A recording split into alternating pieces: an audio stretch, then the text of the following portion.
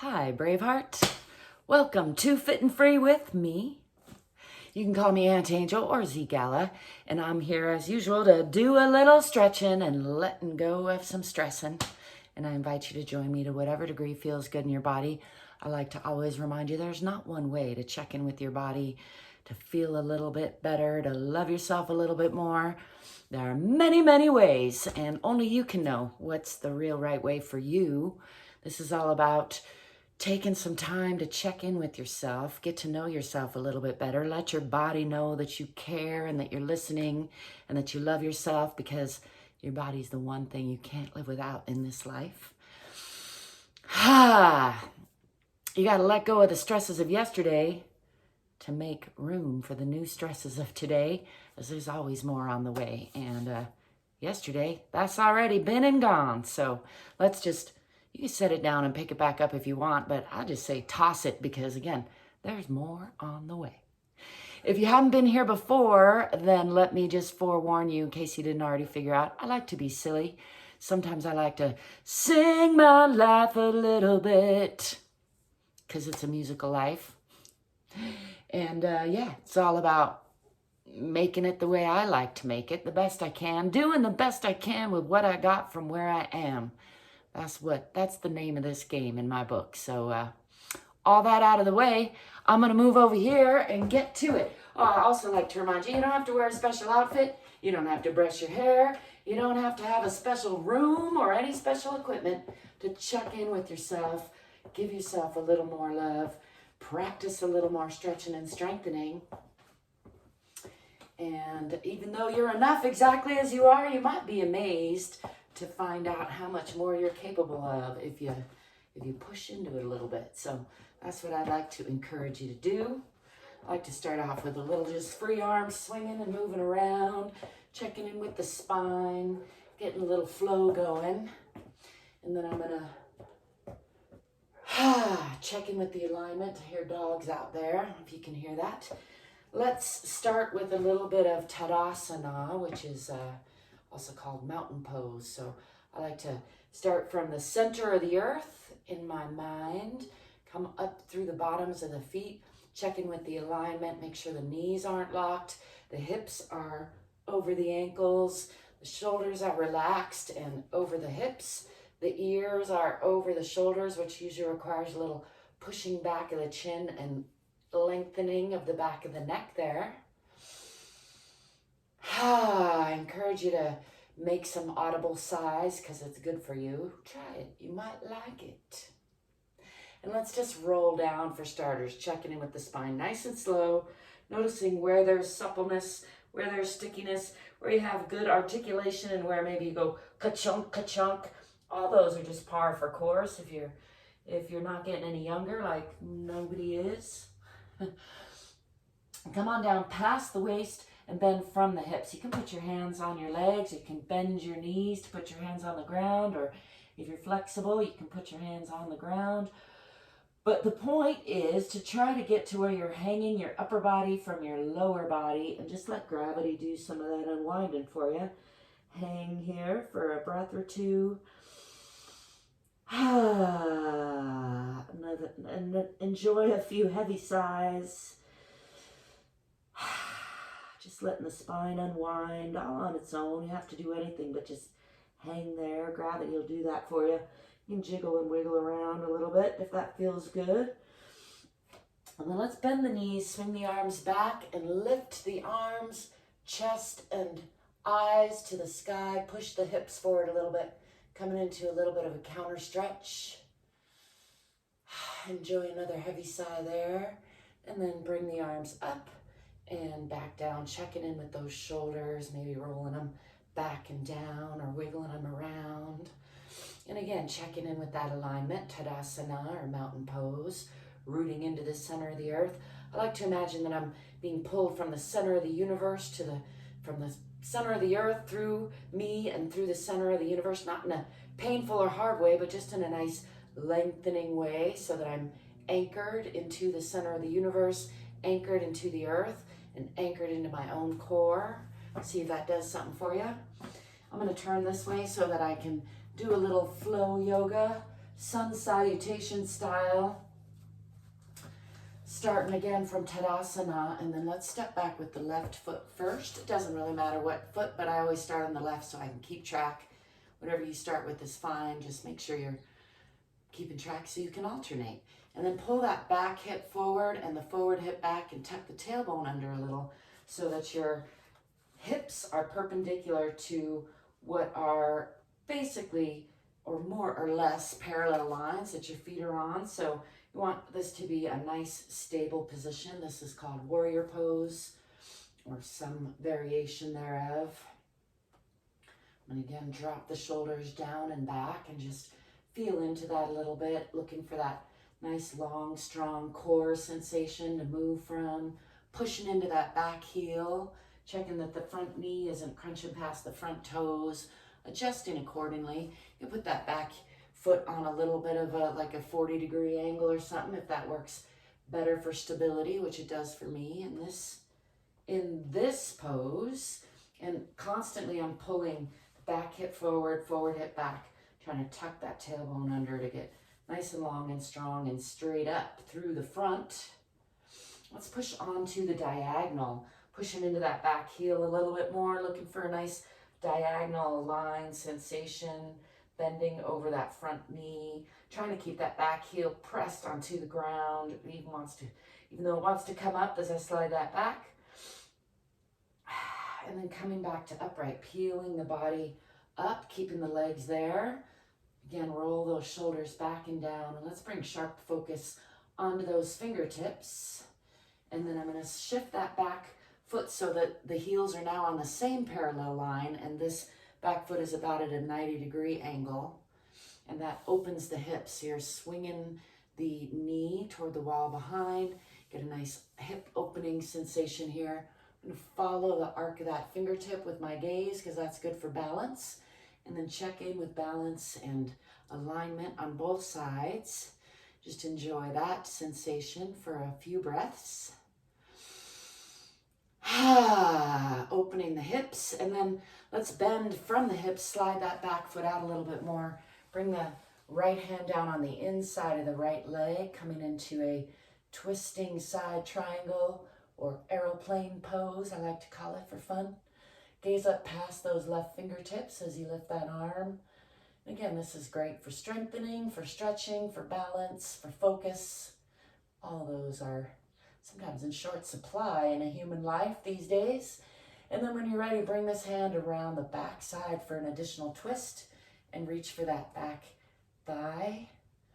You can look out past that long leg to get the neck involved, giving all those organs a nice hug, a nice little wringing out, checking in with the spine, making sure not to collapse into that. You're really using a lot of muscles to hold yourself up there. And then let's shift to close the hips. You're gonna shift toward the hip, goes toward the floor and come up on that back toe. Bring both hands on the inside of that front leg. Sometimes I gotta lick my hands, I'll stick them to the floor. You don't have to do that, but sometimes my hands got good grip. Today it's a little cold in here, so I can feel they're gonna wanna slide. I'm just enjoying that long lunge on the inside of that leg for a little bit, and then bring the weight onto the hands. Bring that front foot back to meet the back foot and press from the palms. Fingers are wide, palms are strong and anchored on the floor if possible. Then you're going to push down in the heels and back in the hips, pressing your heart toward the center of the earth. This is downward facing dog or Adho Mukha Asana. Looking for a nice long line sensation from the fingertips through the spine and out the tailbone. You tip that tailbone toward the back of the head a little bit, even if it's just in your mind. That'll add a little stretch up the backs of the legs usually. And just still pressing into those heels, pressing the hips back. And then let's swing the body forward either through chaturanga or a plank pose or something in the middle. And drop the hips, drop the knees, release the feet, and press up through the palms, through the chest, lifting the chest and the eyes. And just take a couple breaths here to relax the belly if you can. It's a nice long stretch from the pelvic bone all the way up through the chin. Point the chin toward the sky if you want. Can take that opportunity to make a funny noise and stretch your tongue out, because you're probably not doing that often, unless you're strange like me. In which case, hi, welcome, good to meet you. Let me know in the comments if you do stretch your tongue often. In that way, not just by talking, flapping it around. Enjoying that stretch, just letting the belly relax. If you need to protect your low back, you could stay up a little or keep a little tension in the buttocks, and that will keep the low back a little more protected. And as always, if something hurts or is too much, don't do it. Modify. Listen to your own body. I'm going to tuck the toes under, and let's lift the hips again, pushing back into Adho Mukha Asana, pressing the hips back toward the wall behind, pressing down in the heels. Enjoying that nice long line from fingertips to tailbone, tipping the tailbone up toward the back of the head a little bit in my mind. And then when you're ready, let's step forward with the left foot in between the hands. It's a big step, adjust accordingly. And I like to enjoy a little bounce in that lunge. If you don't like to bounce, don't bounce. As I often say, in the physical therapy and stretching and arena, there's mixed feedback about the bounce. So again, listen to your own body, do what feels right for you. I encourage you to explore and push a little bit, but don't ever push to a place that doesn't feel right for you. Push just like maybe 4% beyond where you're real comfortable. That's just a teensy bit. And then when you're ready, pull that back foot forward a little bit, bring weight onto that front foot more, and step forward back into that forward fold. Let's hang here again in forward fold, just letting gravity do some unwinding. Enjoy a nice heavy sigh or two, and then pushing from the center of the earth through the bottoms of the feet. Knees are not locked, but straight, and starting with the tailbone, real slow. The slower the better.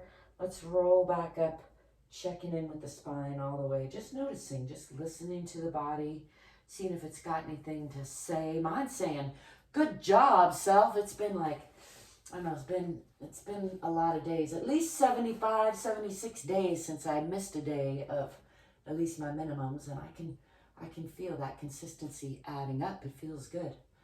It doesn't take a lot to do that. So let's step back with the other foot now, stepping back with the right.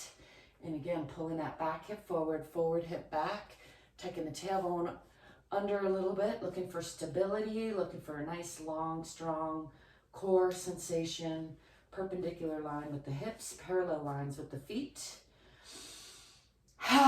Just enjoying that, along with another heavy sigh. Let's bring the arms down in front, roll those shoulders down and back, and bring sharp focus onto these fingertips with the eyes. And then shifting that back foot onto the perpendicular line, opening the hips and following the arc of that finger across the body if you can with your eyes. Sometimes that's challenging for me. And then looking out past those fingertips on each side, checking in with the alignment, enjoying that open hip sensation. Sometimes that takes a little bit of adjustment of that back foot. Might need a little bit wider stance, and that's all good. And then when you're ready, bending from the hip again, coming to that deeper side twisting triangle, lifting the right hand, looking up past those fingertips, and using the left arm and leg against each other around knee to elbow for torque and support. That helps. I'm pushing with those two against each other. That gives me some stability and something to push against for a little twist. And then bring this arm around the backside again to reach for that opposite thigh, sliding that back leg out a little bit more, gazing out past that leg, adds a little neck twist, just wringing out the organs in the other direction, checking in with the spine. Don't forget to breathe and smile all the while. That rhymes, so you know it's true. Bringing the hands down on the inside of that left leg and coming up on that back toe to close the hips, and just enjoying that long lunge for a little bit. I like to wiggle into that. And then, again, fingers are wide, palms are strong. Bring weight onto the hands and bring that front leg back to meet the back leg and push back in the hips, down in the heels, pressing your heart toward the center of the earth. Nice long line from the fingertips out the tailbone. Adho Mukha Asana, or downward facing dog as it's often called, or upside down. It wouldn't be an upside down tent, would it? Maybe tent pose. If you put your tent upside down, that would be a whole different thing. We call it something else though. I can't remember at the moment. Let's bring the knees down and come onto all fours and then release the toes and slide those hands out, aiming your forehead for the floor in Uttana Shishosana or extended puppy pose. I like to come all the way down to place the forehead on the floor and then just relax those arms a little bit, letting gravity do the stretching for a nice passive stretch, trying to relax the arms, relax the chest in that stretch position. Again, listen to your own body. Be mindful and loving to your own body. Looking for about a 90-degree angle with the lower body. So still engaged in the lower body and stretching in the front.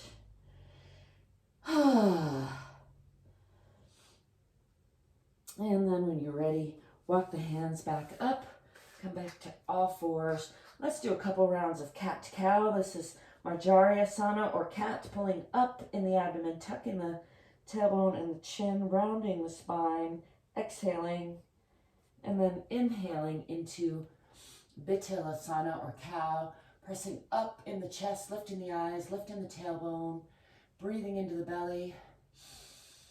And let's do a couple rounds with the breath, exhaling and rounding, inhaling and lifting,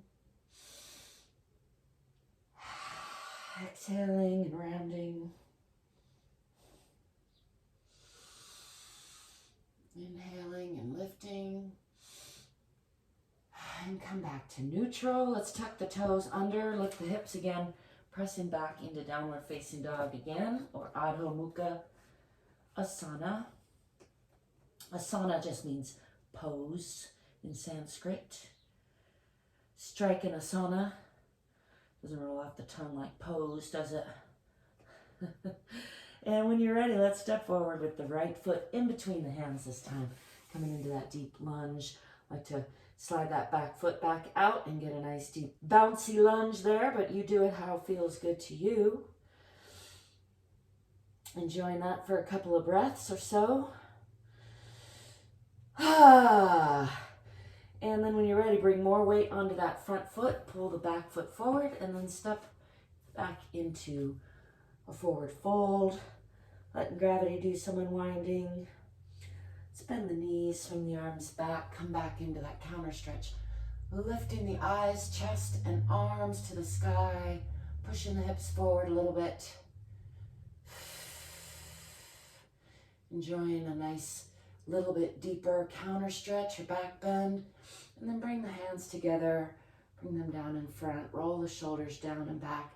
And just check in with the alignment again, starting from the center of the earth, coming through the bottoms of the feet, checking in with where the ankles are, checking in that the knees are not locked, checking in that the hips are relaxed and over the knees, checking in that the tailbone is a little bit tucked under, check that the shoulders are dropped a little bit back, rolled back and down and relaxed. Check that the back of the neck is nice and long, the chin is back enough so that the ears are over the shoulders. And again, I like to extend that in my mind all the way up to the imaginary center of the universe somewhere.